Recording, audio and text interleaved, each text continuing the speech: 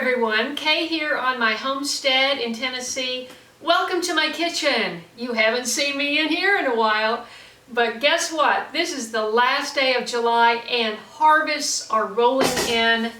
I can't even lift that. I don't know how many pounds that is. If you're like me, you may not use a lot of canned tomato sauce or tomato paste or chunk tomatoes, whole tomatoes, canned. And so I realized that over the last winter, I only used 1 quart of tomatoes that I had canned from the last 2 years. So I've got plenty of canned tomatoes, but I know what I will do, and that is drink tomato juice. So last year I bought this Vineyard Steam Juicer, which I didn't even know about, but my friend Teresa told me about it, and so I got one for when we went to pick the muscadine grapes. And so I used it for the muscadine grapes, and I canned it, but I only had 2.5 quarts. So I said, if it's only going to be 2.5 quarts, I am just going to make juice and put it in the refrigerator. So I'm going to show you very quickly how I am going to make tomato juice to save in the refrigerator, and you can also can it later in the deep water canner for 15 minutes to make sure the lids are sealed, and then you can store it. Depends on how much you have and how much you think you're going to use. So these tomatoes I harvested in the last 2 days. They're very soft, some are split. I'm going to get these washed up and soak those while I'm getting my water up to a boil, and then we're going to start steaming. It's pretty simple. You have 3 pots. This one is full of water.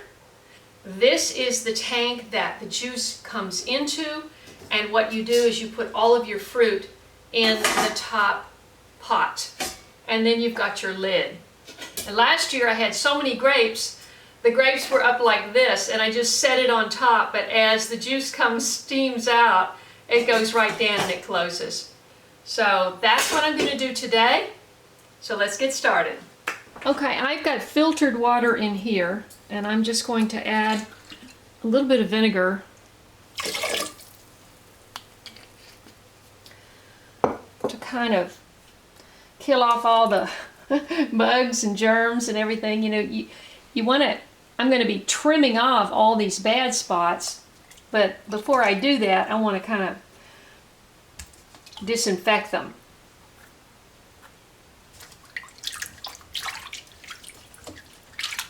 I'm going to remove the core and rough chop them, but I'm going to leave the peels on. It'll just be part of the plant material that's left after juicing, and you can actually dehydrate it, and then you could grind it into powder and add that to your chili or whatever you're making to give it more substance, more tomato flavor.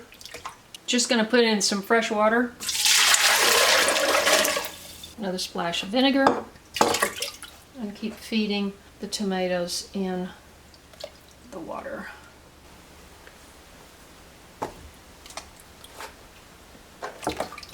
Heirloom tomatoes are rarely perfect looking, and you might have a bug hole. I may actually eliminate that or may cut half of that off, but the vinegar will neutralize that bug or whatever. Look at the size of that thing. Now I just got this today. It's still not completely ripe here, but because I've got this hole here, you know, this tomato is compromised.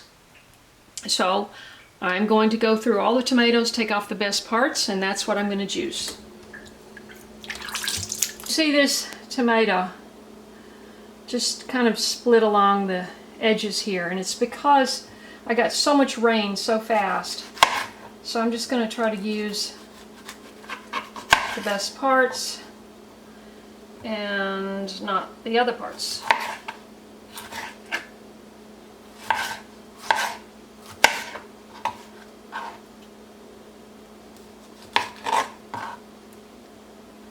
This is a tie-dye tomato, and it used to be my favorite. but so many of them went bad before I could ever harvest them, and I don't think I'm ever going to grow it again. Boy, if you get a good one, it's delicious.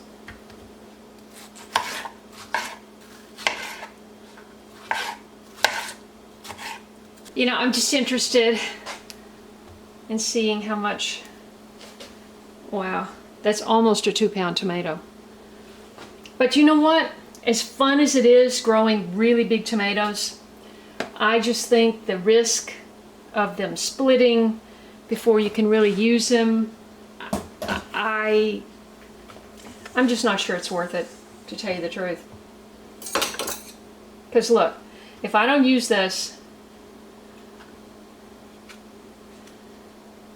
this is all soft here where you have this.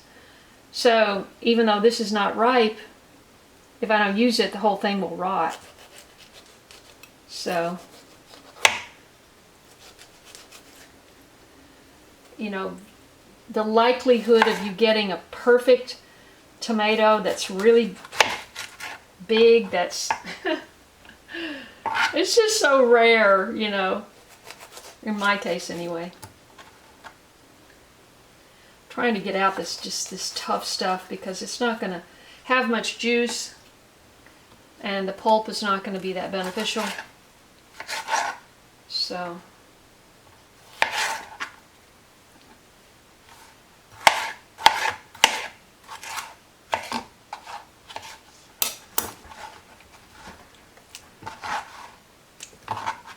okay, I decided to go and get some of my Florentinos. Whoops.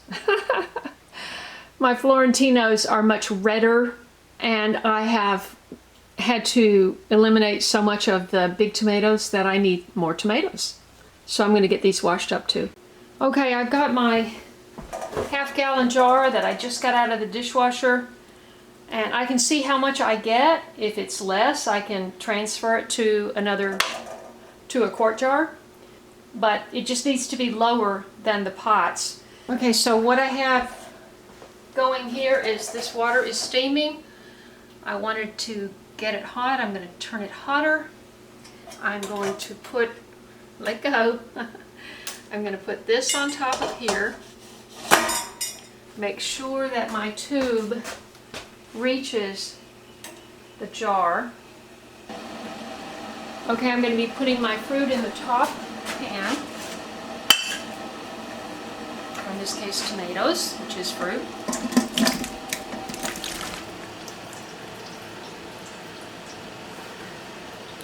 Now, based on my former experience of having grapes up to here, this would tell me that I probably won't have more than 2 quarts.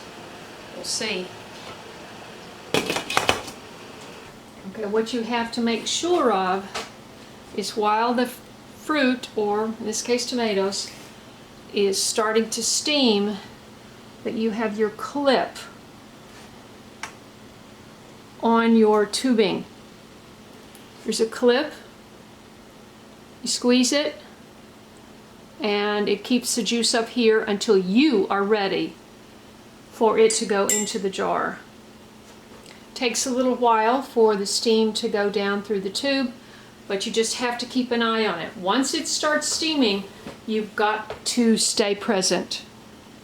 The reason I know that is because the first time I did it, it was taking a while to start steaming, and I thought, okay, and it had just started to dribble out, and I didn't realize in the beginning, you know, when it starts going, it goes a big dump and then it just dribbles out. And I thought it was going to do the opposite. It was going to dribble out, and I thought, I can run to the bathroom. Well, I had the clip unclipped so it could go into the jar. You don't need to do that. As long as you've got the clip on there, it will stay in this container. But I ran to the bathroom and I came back and there was a puddle on the floor this big of grape juice. So that was probably, you know, I probably would have had 3 quarts. So you've got to keep that clipped. You've got to keep an eye on it once it starts steaming. I just want to overstate the obvious, and that is this gets hot. This is steam. Steam can burn. Be very careful when you handle. These this particular brand. There are other brands. I haven't checked out the other brands, but it has a rubber handle here, but this is going to get hot. And of course, the biggest thing is when you take this off, there's going to be a lot of steam. You don't want to be leaning over and take the lid off and get steam in your face and burn yourself, so be very careful.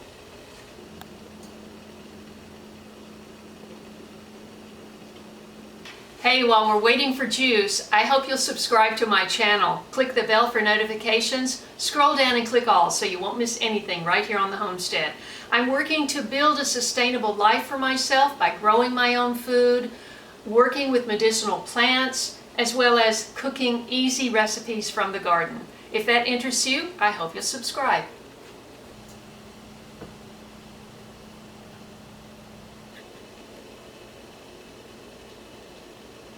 Okay, I'm just going to mash down the tomatoes a little bit. Now my tomatoes weren't deep red, so don't expect the juice to be deep red.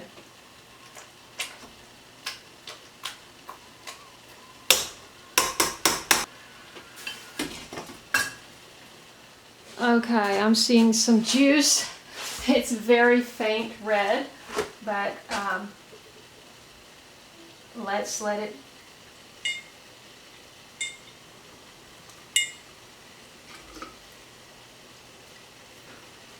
That's hot. Just be careful with this tube. Ooh, that looks pretty. It's light, but it looks pretty.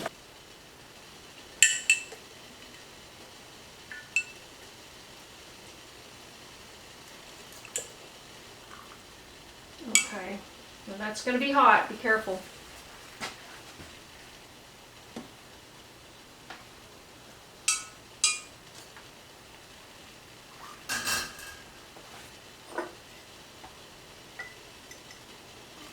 Wow, I'm amazed because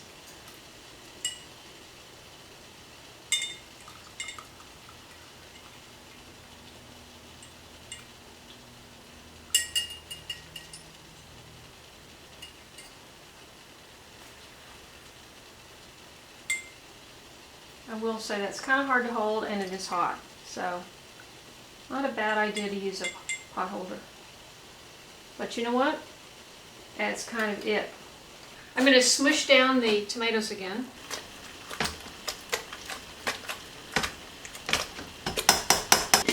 I just feel a little nervous having this hot liquid right here.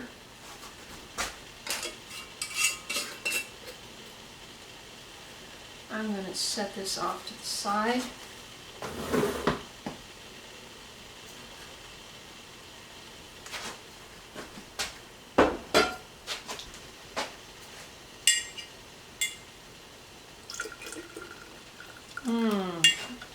It looks good. Wow.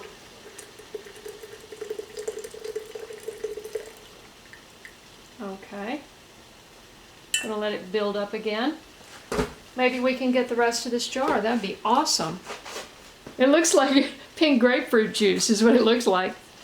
Now, if you were going to can this, you might want to think about salt or other spices or other vegetables, make vegetable juice, but be sure and check your canning book for the directions on how to make juice with other vegetables. Also, your acid, you have to think about that as well if you're going to can it, if you want it for long-term storage.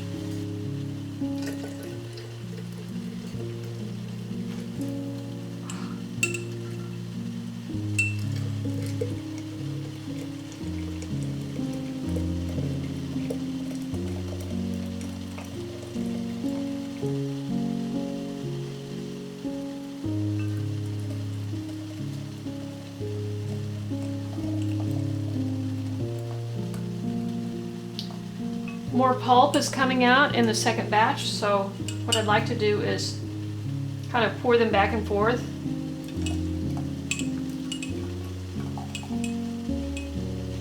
You know, to mix it to evenly distribute.